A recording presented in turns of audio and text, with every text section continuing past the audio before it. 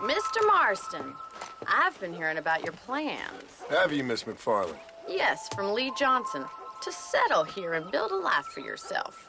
I'm afraid those aren't my plans. See, I already have a life.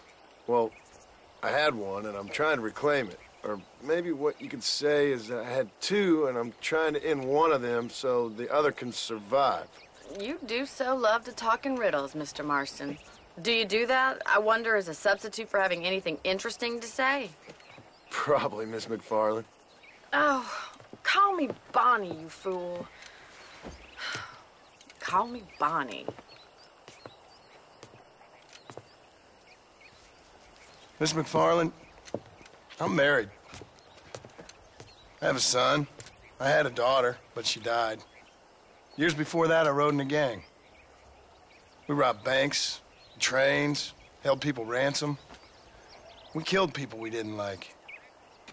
Bill Williamson was in that gang.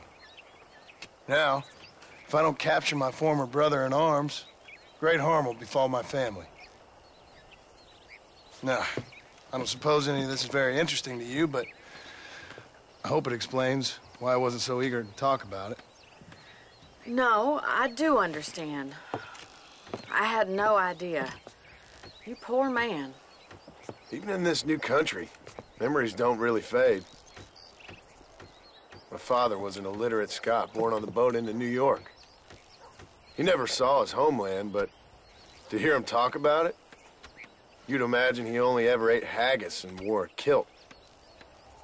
And he hated the English for what they had done to his great-grandparents that he'd never met. People don't forget. Nothing gets forgiven. That's true, especially when it comes to money. And you know, even now, after all his labors, my father's debts are still terrible. I worry every day about us losing the ranch. It would kill him. My father died when I was 8 years old. His eyes were, well, let's just say he was blinded in a bar fight south of Chicago. My mother died during childbirth. She was a prostitute, and he was her, well, I don't know what he was.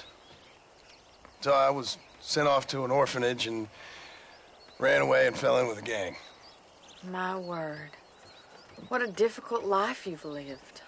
The leader of the gang taught me how to read, taught me how to see all that was good in the world.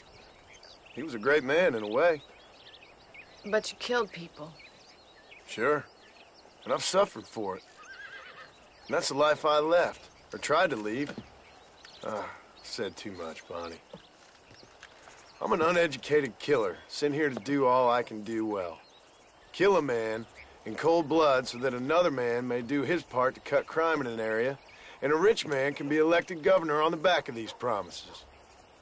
Civilization is a truly beautiful thing, Mr. Marston. Listen, can you help me? Well, I can try. What do you need, money? No, nothing so complicated. I need an extra hand to take out the herd to pasture. Sure. Point me in the right direction.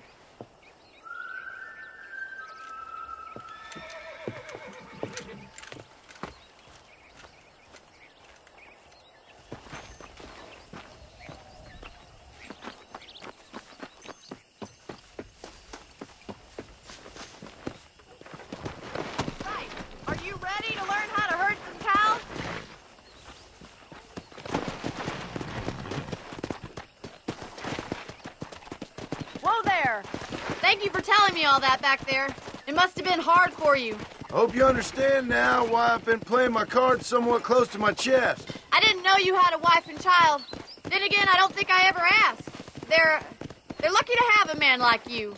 I ain't so sure about that, but thank you.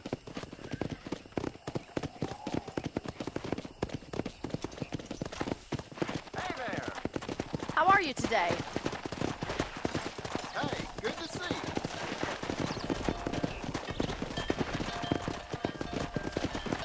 Get behind the herd. That should start them moving in the right direction.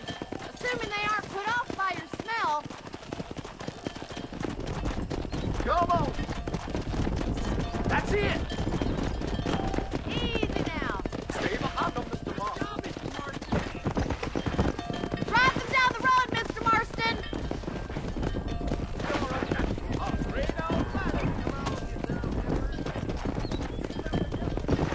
Let's go.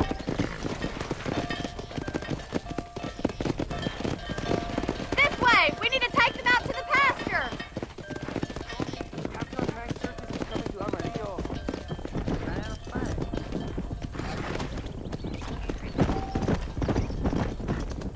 Whoa there.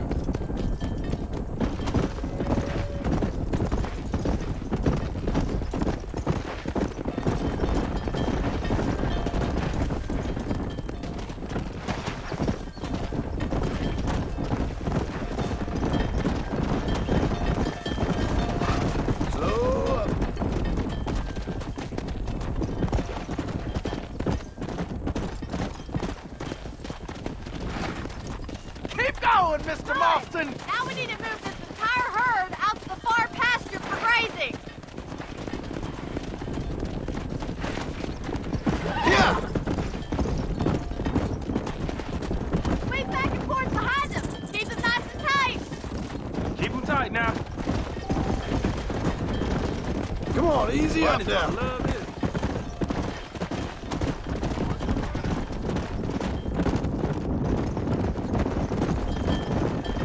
Slow down. Nearly there, Mr. Marston!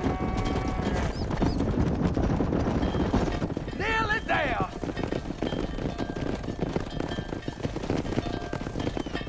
You're not bad with the herd. Ranching might be your true calling, Mr. Marston. Either that, or you were a cow in a past life. Thank you, Miss McFarland. I'll see you later. I have work to do back at the ranch.